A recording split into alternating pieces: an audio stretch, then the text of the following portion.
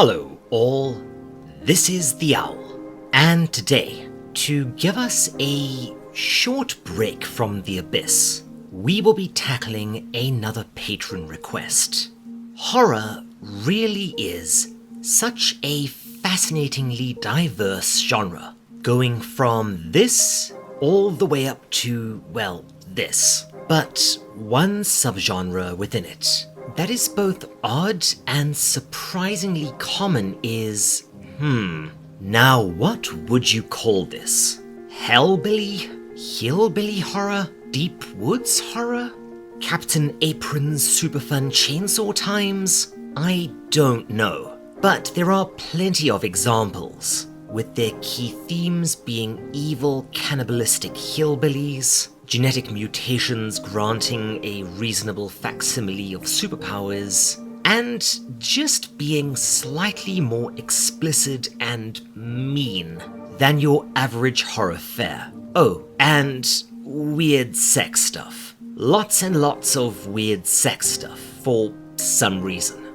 This subgenre ranges from gritty, nasty flicks to shocksploitation to splatstick to, whatever the hell that series was. And weirdly enough, this crops up a bit in horror manga too. For instance, today's topic, Monkey Peak. It's one hell of a read. Incredible for anyone who is a fan of wilderness survival horror and goes so absolutely bonkers by the end that it's impossible not to... Wait, what? Oh yeah, right. We can't really do that one now, can we? So instead, we're doing Hideout.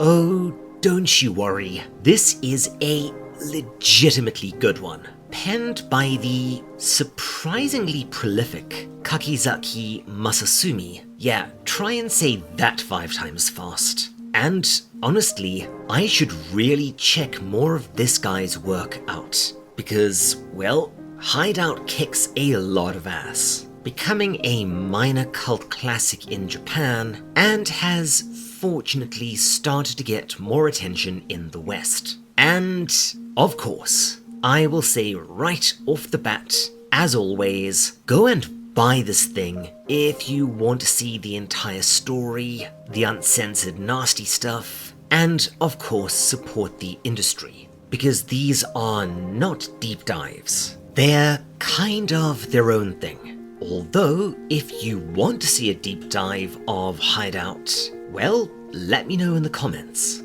And with that, let's dive right on in.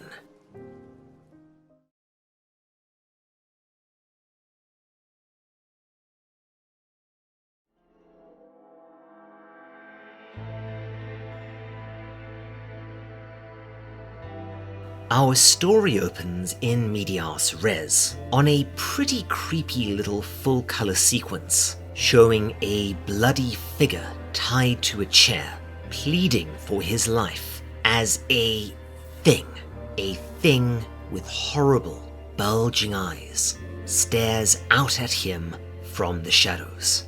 We then cut back in time to a more standard manga format, and you'll notice something right away. The art in this thing is both incredible and sort of weird, but in a cool way. I can't find too much out about how this manga was actually put together, but I think that Masasumi might have started with black paper, at least in places, and then drawn over it. Maybe one of you artsy folks can let me know in the comments and give me some idea. As you'll see, it's a really neat trick that I don't think was done digitally. Anyway, our 2 main characters are a married couple, Seiichi and Miki, who have come to an isolated tropical island off, I'm going to guess, the southeast coast of Japan, to enjoy some alone, romantic time and try and piece their shattered marriage back together. There is clearly a lot of bad blood between them. Seiichi appears to be game to try, although sad and ever so slightly timid. But Miki is, to put it bluntly, just being a massive mean-spirited see you next Tuesday, and alternating between ignoring Seiichi and being nasty, like really nasty. We learn that they've come to see an apparently famous waterfall that Seiichi has heard of, but they get lost in the mountains. As Miki complains and insults him, Seiichi tells her that the island was once... yeah, okay, I'll explain. So, during World War II, and to be honest, it hasn't really stopped, Japan fortified the hell out of outlying islands, often at the expense of both their troops and the local populations. And that's before we get into the secret bioweapons labs and stuff. Yeah, you know those islands with like a crapzillion rabbits and nothing else? They're not quite as cute when you realize that Mr. Bun Bun here probably descended from a lab animal. So, assumably, Miki and Seiichi are on one of these islands that saw a lot of action during the Second World War. Now, there's a bit more to this, and it's pretty nifty, but we'll get more into it further in. As the two drive, Seiichi attempts to engage Miki in conversation, but she always scornfully rebuffs him. And then we get the bombshell. The two of them had a kid together. Said kid died, and at least according to Miki, Seiichi is to blame. Yeah, that'll do it. I must say that while Masasumi states that the primary influence of this manga was Stephen King, it actually feels more like something by Dean Koontz, or maybe Robert McCammon. More the former than the latter, actually, especially when you look at the setup and know what's coming. Soon though, after the car breaks down and the two begin hiking cross-country in the driving rain in search of a house, one that Seiichi apparently saw a bit back, we get another revelation. Seiichi brought Miki out here for a different reason than attempting to rekindle a dead romance. Plot twist, he's planning to kill her. Also, damn it, this art. I wanted to have my babies. That sounded less weird in my head. Yup, Seiichi blames Miki and Miki blames Seiichi. He catches her a good one with his wrench, but before he can finish the job, she nails him with a rock and flees. Wrench in hand, Seiichi chases after his intended victim and eventually finds an ominous little cave nestled in the hillside. Because it's that kind of story, of course he heads in, and sure enough, there's Miki. She begs him not to and says that they can talk it out, but he bashes her again and leaves her for dead. Remember, the island is full of human remains anyway. Oh, and please remember this for later, because there's one plot hole in this story, but it's a doozy. In one of my favorite panels, and yeah, that's high praise in a manga this damn handsome, there's a quiet sound behind Seiichi, and we see something creeping up on him.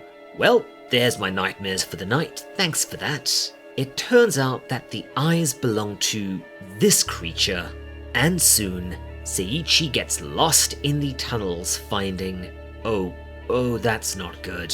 He hears a sound again, turns around and... Ha, joke's on you, I wasn't even wearing pants.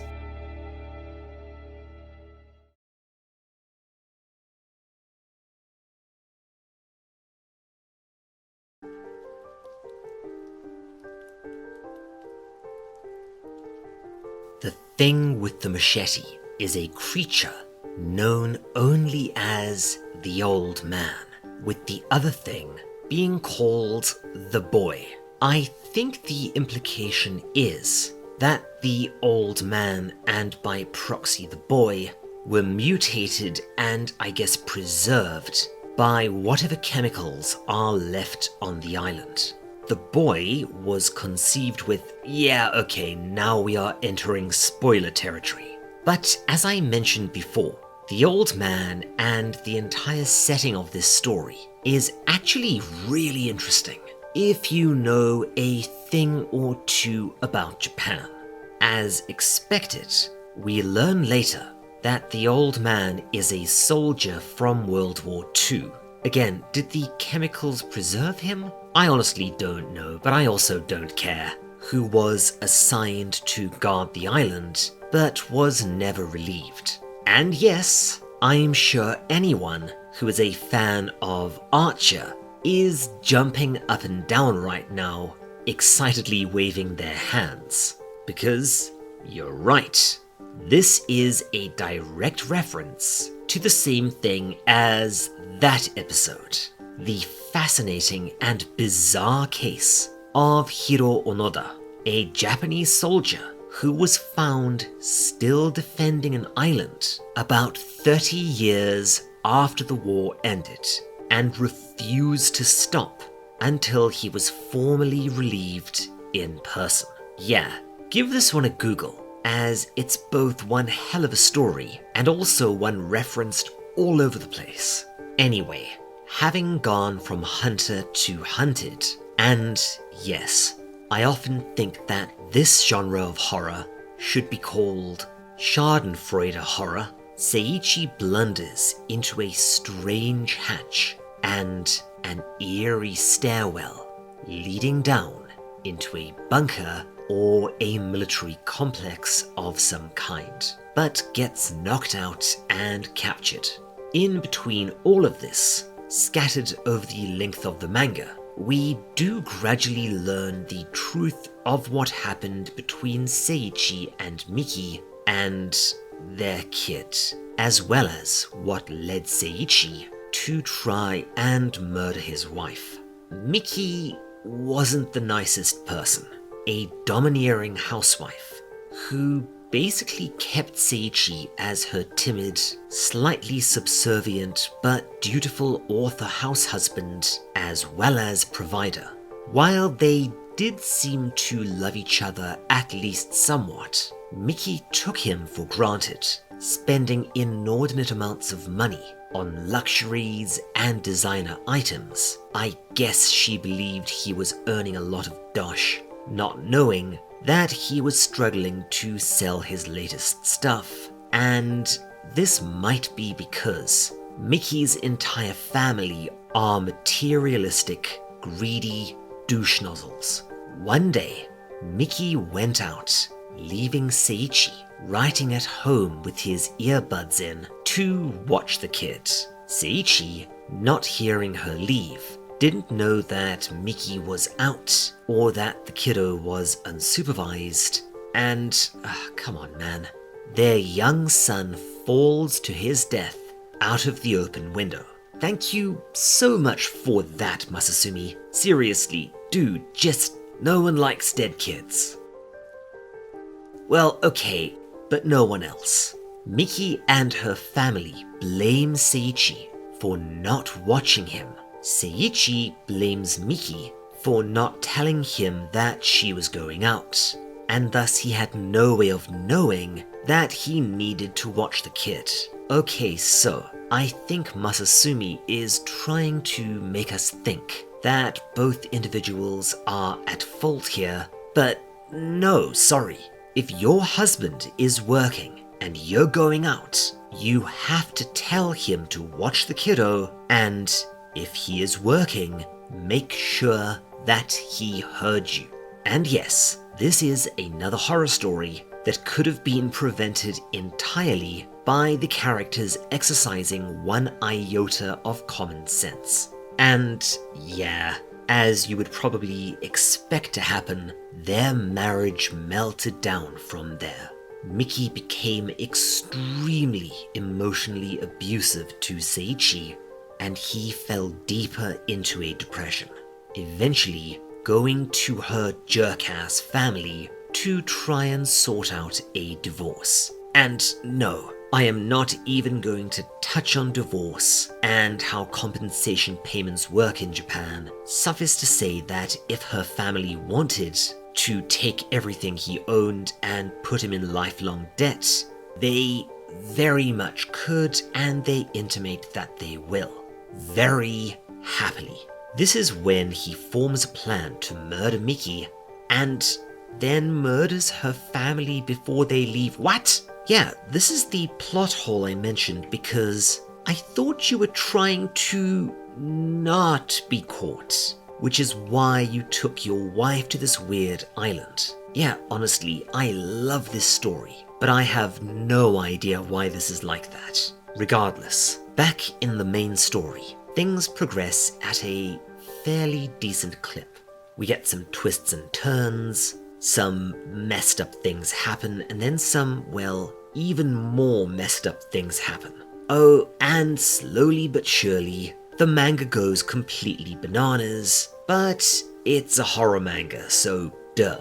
Without too many spoilers, Miki falls in with the cannibals. Oh yeah, they're cannibals, by the way. And it shows just how established this genre trope is that I assumed they were cannibals from the second I saw them, and was honestly surprised when they bothered announcing it. Miki beats Seiichi almost to death and then leaves him to be eaten. Although, you know what? If this is the other option, I'd supply the knife and fork myself. Ugh. And then we move on to the final act of the manga, an extended cat and mouse game between Seiichi, Miki, and the old man.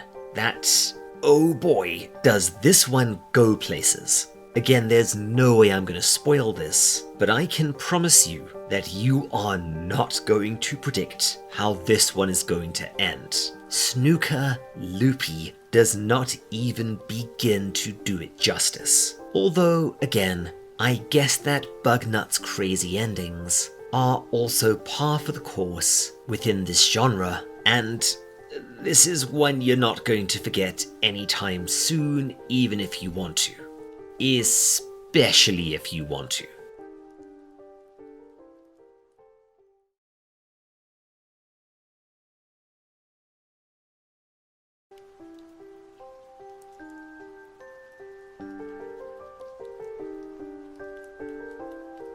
So, at the end of the day, Hideout is, you know what?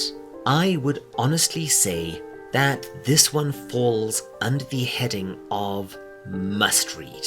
It's bloody good. I think what I like most about it that isn't the art is just how simple it is. Yeah, it does go a bit nutso at the end, but it's otherwise a very small-scale horror story that keeps its focus all the way through. Just a nasty, gritty, and bizarrely... I hesitate to call anything about this manga beautiful, but once again, I cannot hammer home enough just how good the art is. Lots of gobsmacking double spreads, and truly brilliant shadows and fine details. On the other hand, there's one big plot hole that does bother me, and the stuff between Seiichi and Miki. I guess I can see what Masasumi is trying to do, but it's not really that kind of story. We don't need a psychodrama about a struggling author and his gold-digging wife. We want to see the cannibals doing their thing. I guess that it does sort of tie into where the story ends up, but However, those are small potatoes. Without a doubt, go and track this one down. It is a blast. Before we finish for the day, I want to give a huge thanks, as always, to my fantastic patrons. Jake Reagan, Piece of Yeast, Elspresso, Richard Murray, Cheerful Satanist, Starwin Marwin, Kel Core, Jacob Ramsey, Crazy, James Bakes Bread, Wargle, Opinion Custard, Lance Goebel, Paul Norberger, Rafty, Aaron Arnold, The Hedgehog Gamer, Simone, XTC Pill, B Empress, Jake, and Cheshire Quill. If you want to see more like this, why not stick around? Subscribe, bell, you know the drill. All that good YouTube stuff. If you want to hear me say your name, get early access to most of my videos, have some fun perks on the Discord, and, you know, help Mrs. Owl and I out or buy Baby Owl the necessaries, and ensure that I can keep on doing what I do into 2024, why not take a look at our Patreon? If you want to chit-chat about, well, basically anything, drop by our Twitch. We stream on Thursday evenings and Sunday afternoons, or on our Discord. If you want something different, Mrs. Owl has a Dungeons and Dragons related channel and plays every second Saturday. All links, as always, are in the description. Cheers, take care my friends, and I'll see you next time. This is the Owl, signing off.